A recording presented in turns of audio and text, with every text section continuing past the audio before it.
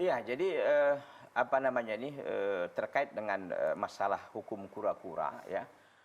Pertama kita harus pahami dulu bahwa Al-Qur'an, di dalam Al-Qur'an Allah Subhanahu wa taala mengatakan uhilla lakum saydul bahri wa ta'amuhu mata'an lakum walisayyarah. Surah Al-Maidah ayat yang ke-96. Dihalalkan bagi kalian binatang buruan laut ya yang masih hidup dan yang sudah menjadi bangkai. Ya.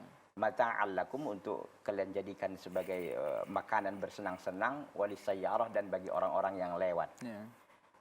Itu pertama. Yang kedua di dalam hadis Nabi sallallahu alaihi wasallam at-tuhuru ma'uhu al-hillu maitutuhu. Laut itu airnya suci dan bangkainya juga suci. Begitu. Oleh karena itu para ulama memberikan penjelasan terkait dengan masalah kura-kura dan saudara-saudaranya. Ada kepiting, ada ikan jelaslah ya yang sudah diketahui.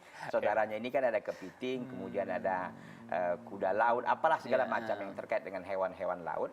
Maka para ulama menjelaskan boleh, halal. Ya.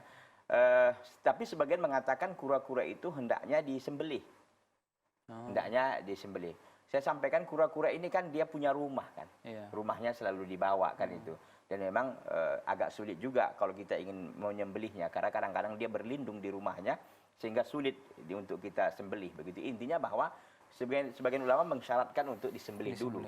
Begitu intinya bahwa para ulama membolehkan halal hukumnya terkait dengan hewan kura-kura. Tapi apakah waktu kita makan Ustaz, mesti kita makan karena dia boleh? Enggak juga, tergantung. Kalau kita memang tidak suka tidak ada masalah. Nah, berdasarkan ini tentu menjualnya juga boleh. Begitu wallahu taala. Baik,